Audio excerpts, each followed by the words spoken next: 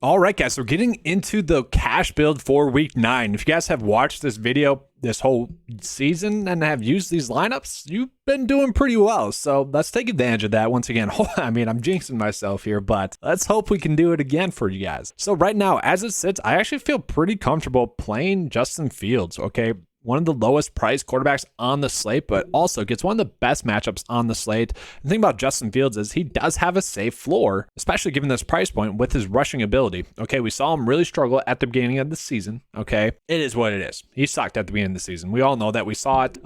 Heck, he's had some terrible throws in a bunch of games still this season. Okay, lately, like, he needs to hit the wide open receivers. But the fact of the matter is he has looked a lot more comfortable, a lot more confident, been able to hit the throws that he needs to make. Okay, so he is someone that maybe just as the season progresses, the chemistry's there a little bit more with the offensive coordinator, new head coach, new system, all that stuff kind of adds up together. And I think they're just finally getting more comfortable. So Justin Fields at 5.3 going against Miami, I do like that. He should be a safe floor play, 15 DK points with the upside to get you 20 DK points. At the running back spot, I don't really feel a need to pay up for a running back now. Aaron Jones going against Detroit is highly intriguing. If we know for sure that he is going to get a lot of work, especially if A.J. Dillon is out, okay, then you have to play Aaron Jones. There is no question about it. You have to play him, okay? And A.J. Dillon, let's just look at his injury status as of now. Okay, they don't have anything on him just yet. I was watching Rodgers' press conference. He said A.J. Dillon was a little bit banged up, okay? And he was excited to get Kylan Hill back because of that. So just something to watch for. But the two players you're starting your builds out with are going to be Travis Etienne. Okay, just getting a lot of snaps since James Robinson was traded. Okay, probably going to get around 80% of the snaps this week. Opportunities are going to be there, around 20 opportunities in this game. And he gets a great matchup going against the Las Vegas Raiders, a plus matchup. At 6.3, it doesn't really take much for him to really dominate and pay off that price point. I absolutely love him as a play. Then Rhamondre Stevenson. At the beginning of the week, not exactly someone I was going out of my way to play, but it does look like Damian Harris has a strong chance to sit. Hasn't practiced all week. He currently has an illness, so we'll have to see what that is. It's a little bit different when you're sick. You can not practice the whole week and then play.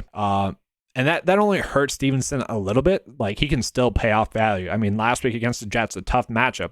Harris was active, and Harris did look good. Stevenson still caught the ball 7 times and had 70 yards receiving. Okay, so the chances of Harris hurting Stevenson are there, but if Harris is out, you got to play Stevenson as well. And either way, has a standalone value as well. From there, receiver-wise, guys, there's a lot of routes that you can go. I kind of just like the idea of playing Justin Jefferson as current price point, kind of cheap.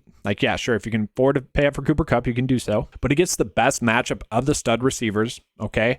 And sure, against Miami, only had 19.7 DK points. Another great matchup.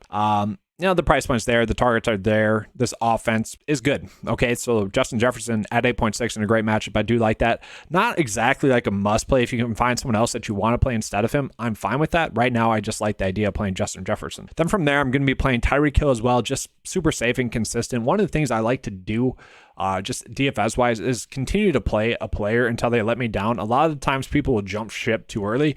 Tyreek Hill has been a staple lineup wise this whole season because he's been underpriced this whole season. You can make a strong argument that still at 8.5, not being the highest priced player in the slate, is still too cheap. This offense was designed around him, and he's getting over 10 targets per game. Just play him until he lets you down. That Chicago Bears defense as well, not as good as it says on paper there. Okay, they let go of their 2 best players on defense. They're going to be poor. Then from there, this is going to seem weird to you guys, but I actually really like the idea of Darnell Mooney. Okay, Darnell Mooney just has looked good, and kind of given the price point of 4.7, I do think he's going to get you around 10 to 12 DK points, and he's due for a touchdown. It just needs to happen sooner or later. This is kind of a game in which could be a high-scoring game as well. We already have Justin Fields. We already have Tyreek Hill. Let's do kind of a little game stack, and you're like, okay, well, this is becoming more of a solid GPP build instead. Sure, if you want to play in GPPs, go ahead. I'm fine with that. And I will show you a different look build you can make instead of playing Darnell Mooney that I equally like as well. So for now, I am still playing Brock Wright at the tight end spot. I like to pay down at tight end with TJ Hawkinson. Not there anymore. It should be his starting position. And then from there, I am going to play the Seahawks defense. I don't mind the idea of the Panthers defense. I don't think either of those teams are going to go negative. And then from there, I am currently playing Tyler Algier with the assumption that he is going to get around 16 opportunities in this game, regardless of if Cordero Patterson sits. If Cordero Cordero Patterson does sit, then yes, Tyler Algier I like a lot. He's still going to start, gets the best matchup on the slate for any running back. The touches have been there for him. And what I finally like to see was him getting some usage in the passing game. And honestly, that is when he has looked his best thus far this season, was getting the ball in his hands in the passing game. Between the tackles, he's been solid. Nothing too crazy, but it was nice to see him finally get the ball in the open field, and he actually looked good doing that. So right now, this is the build that I'm looking at, guys. I think this is a very solid build, okay? You can make this build. You can play this build. I'm going to show you guys some quick minor tweaks you can make as well. So a lot of people are getting on Michael Bandy as it sits right now as a value play, which I'm fine with. I get it. The matchup's great. Could see an increase in playing time. And then that opens up, you to pay up for running back again. So you could easily go Kenneth Walker if you wanted to. Like, I'm fine with that. That is solid. Okay, you could do that. I actually like Christian Watson a little bit more.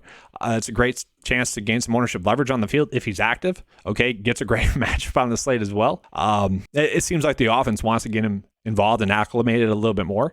So that would kind of be the route I would want to go. Still a very solid build here. Now I'm going to try to get Aaron Jones into the build. We'll see if that is even possible. All right, so as it sits right now, not possible with the way I would like to go about doing it. Okay, we're going to have to make some small adjustments here, so let's do it. So we could go Tyler Boyd here. I'm fine with that. I might just go Josh Palmer at 5.1. He should be targeted heavily, guys. He is someone that I would put top 5, top 4 for cash plays, just receiver-wise, price point-wise. Now, I'd rather play Justin Jefferson and Tyreek Hill. But next in line might be Josh Palmer with Mike Williams and Keenan Allen possibly out. So then we have a lot of salary left over. Trying to figure out what we should do from there is kind of difficult. Maybe you pay it for tight end. Probably the route a lot of people would want to go. You could get a better receiver in there, a second receiver in there. I'm fine with that as well. You could go Tyler Boyd there. That is fine. That works as well. Some good lineup pass for you for the slate. We'll say Christian Kirk, also very cheap. Let's just do that as well. Christian Kirk, put him in there. Sorry, I'm just trying to give you guys a bunch of quality builds because we have a strong lineup path here, but there's no direct lineup path like we've seen the last few weeks. And then you're going Evan Ingram, maybe a little bit too much of a game stack, maybe more of a GPP build here for you guys, but still a pretty good build. Then we could upgrade our defense, go to Seattle a little bit more so. All right, hopefully you guys have some success with some of those lineups that I put out there for you guys. If you enjoyed the coverage, make sure to give a like and subscribe. Let's have a good slate, guys. If you guys want to become a 9to5 member, get access to the DraftKings lineup optimizer. You can. That is included in your 9to5 membership for $10 a month. All right, thanks for watching. And as always, let's keep cashing.